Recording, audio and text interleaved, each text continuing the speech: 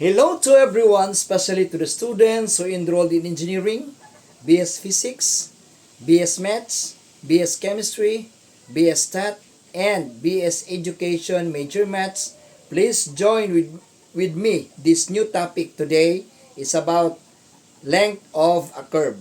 So the formula of length of a curve, especially about x-axis, we have S is equals to 2 pi integral from A to B, then I have y, then square root of 1 plus dy dx squared, and then this will be dx. Okay? So this is now the formula of length of a curve. So the problem states that find the length of the curve y squared equals to 12x. So this is the interval from 0 less than or equal to x less than or equal to 3 about x-axis. So this is now x-axis because dx. Okay? So the curve is y squared is equals to 12x.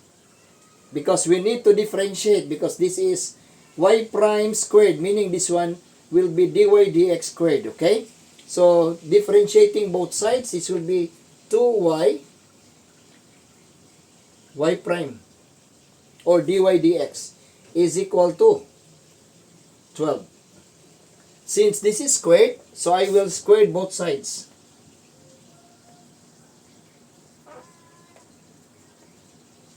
Okay? So this will be 4y squared y prime squared. Then this will be equal to 144 because 12 times 12, that is 144. Okay, solving for y prime squared is equal to 144 divided by 4 y squared. Okay? So this will be y prime squared is equal to 144 divided by 4. So this will be 3. Then multiply, that will be 12.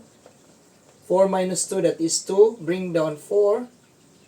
So 24 divided by 4, that is 6. Then multiply 24, that will be 0. So meaning, this will be 36 over y squared. So this will be divided by 4. This will be divided by 4. So this is 36. Okay? So I have now y prime squared is equals to 36 over y squared. Okay? So I have now square root of this one, 1 plus 36 over y squared. Okay? So this will be square root of LCD will be y squared. Then divide by y squared divided by 1, that will be y squared times 1, that is y squared. Then this will be plus y squared divided by y squared, that is 1 times 36, that will be 36. Okay? So this will be square root of y squared plus 36. Then this will be over y. Okay? Because y squared square root, that is y. Okay? So I can have now 2 pi.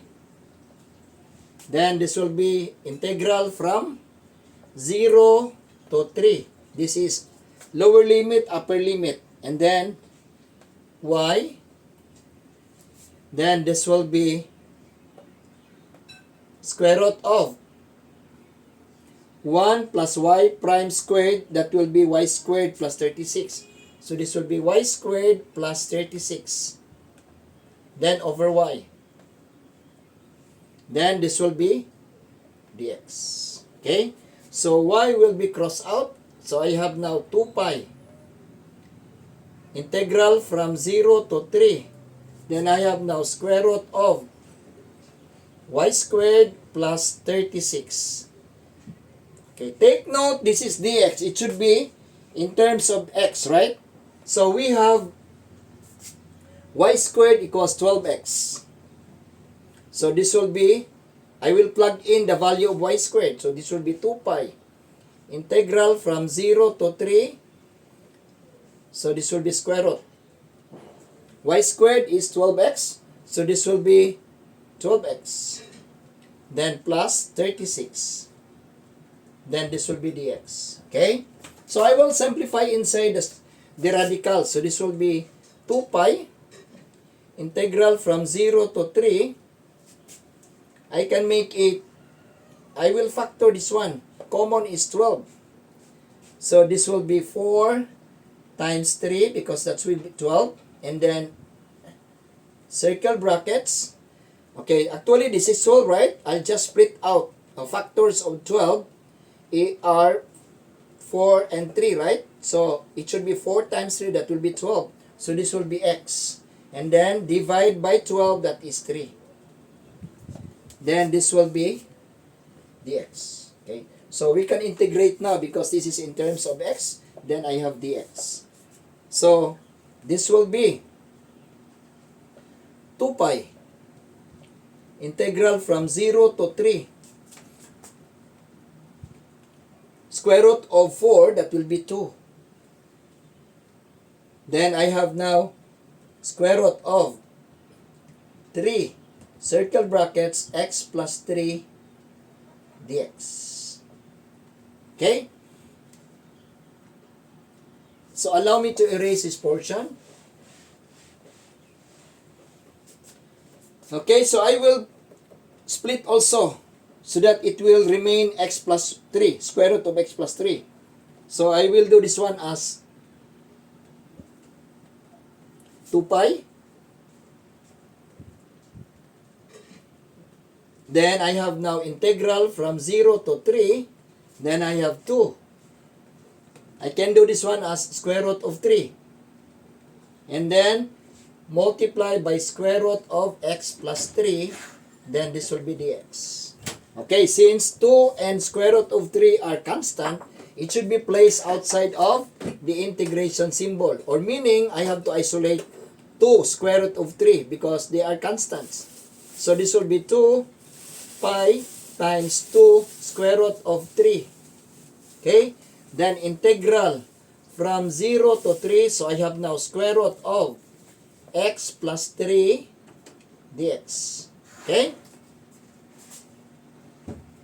Okay, allow me to erase this portion. So multiply 2 times 2, that will be 4. So this will be 4 pi. Then this will be square root of 3. Then I have now integral from 0 to 3. Then square root of x plus 3 dx. Okay, let u will be x plus 3. Differentiating both sides, this will be dx plus 0. So that will be dx. du equals dx. So this will be 4 pi. Then square root of 3. Then this will be integral from 0 to 3. Then I have u to the 1/2 because that is square root. Then dx is du. So integrate. So this will be 4 pi times square root of 3. So take note, integral calculus should be n plus 1. That's the formula. So if you go back to differential calculus, n minus 1, that's opposite. Okay? So we have 1/2. 1/2 plus 1. So LCD will be 2. Divide by 2, that is 1. Times 1 is 1. Plus 2 divided by 1, that is 2. Times 1, 2. So I have now 3 over 2 or 3/2. So this will be u to the 3/2 over 3/2. Then this will be limits from 0 to 3. Okay?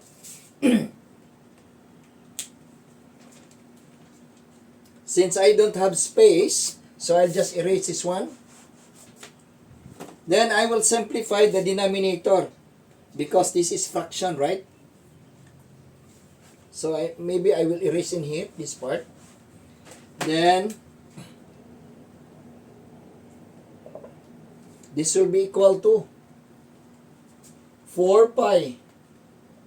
Then square root of 3. upside down times 2 over 3. Then u to the 3 halves power. Then limits from 0 to 3. Okay? So multiply. This will be 4 times 2. That will be 8 pi. Square root of 3. Then over 3 u to the 3 halves power. Then limits from 0 to 3. Okay?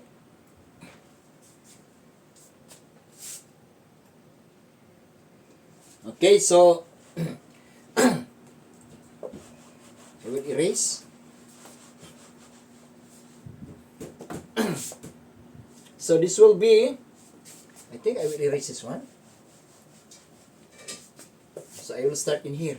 So this will be 8 pi over square root of 3. Then this will be over 3.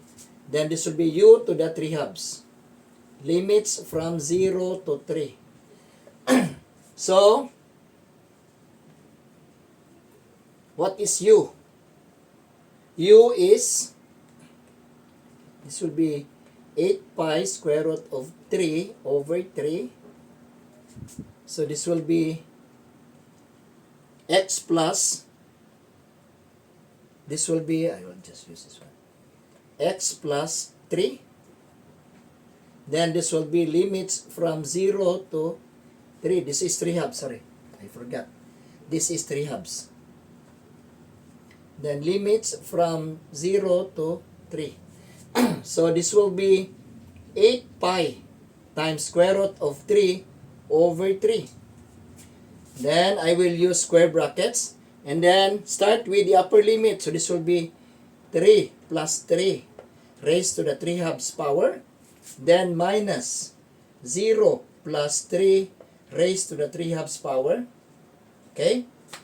So I have now 8 pi times square root of 3 over 3. Then I have 6, right? 6. Or I will use this one.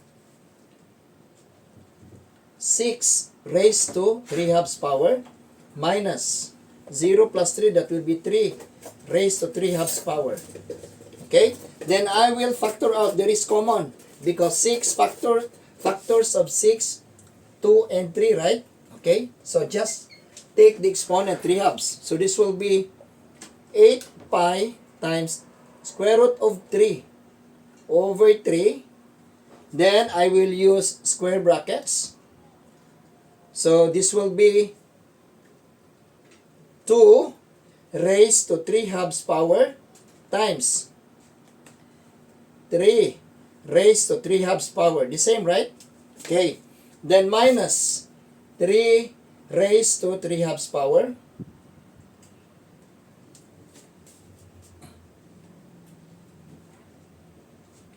So I will factor this one. So allow me to erase this. I think in here. So this will be, this will be 8 pi. 8 pi square root of 3 over 3. And then common is 3. 3 raised to 3 halves power.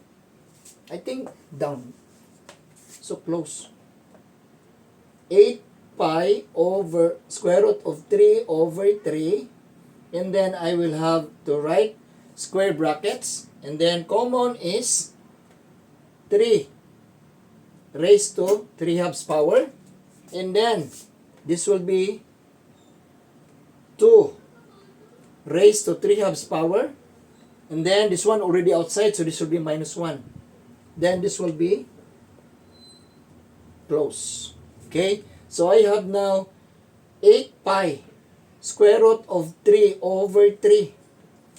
So I can remove this one or I can place outside, isolate 3. This will be 3 raised to the 3 halves power.